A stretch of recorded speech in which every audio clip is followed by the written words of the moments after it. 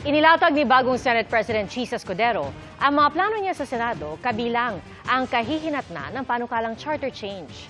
Kilalang kontra siya dyan pero magbabago na ba ang kanyang posisyon gaya ng inaasahan ng ilan sa Kamara?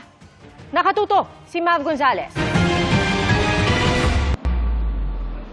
Kamakailan lang nang magpatutsadahan pa ang Senado at Kamara kaugnay ng People's Initiative para sa charter change.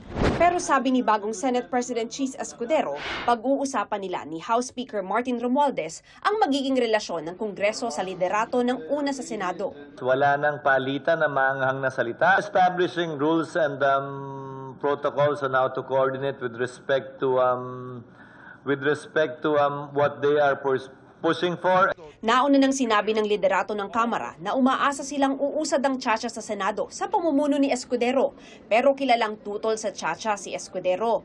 Libre magsabi, basta libreng tumanggi pag hindi kaya. Raising false hopes, I believe, is by far a bigger sin or crime than simply just saying no. Wala akong planong baguhin yung aking posisyon. Hindi ko papayagang lumabnaw.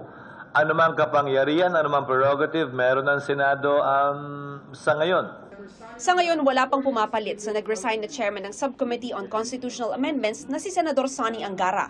Para kay Escudero, pwedeng ang Mother Committee ang humawak dito. At bahala na ang chairman nitong si Senador Robin Padilla kung maghihiring ukol dito. Ani Escudero, pinagtalunan na nila noon kung bakit itinutuloy pa ang pagdinig, kayong dehado aniya ang Senado pag umabot ito sa botohan. Nag-caucus kami, nagtaasan kami ng boses dyan. Bakit pa ba naghihiring?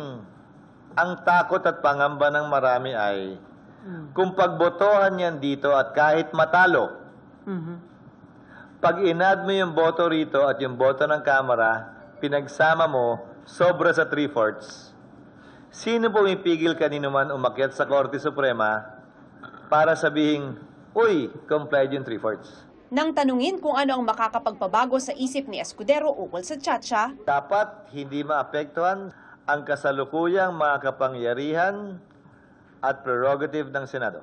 Kailangan maliwanagan at magkaroon ng garantiya na hindi yan magiging voting jointly.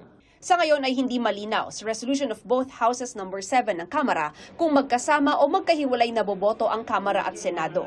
Pinag-aaralan na rin ni Escudero ang priority measures ng palasyo. Kung may priority measure na hindi naman papasa sa Senado, hindi na namin pag-aaksayan ng panahon at sasabihin namin sa Malacanang. Sayang na naman ang igugugol na oras din eh.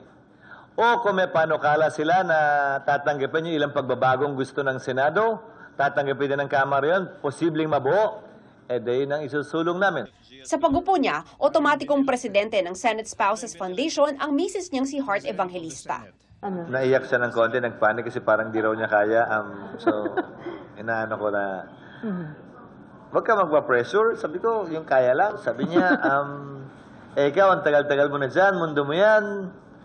Sabi ko, Senador, oo. Pero Senate President, hindi. Para sa GMA Integrated News, Mav Gonzalez, nakatutok, 24 oras.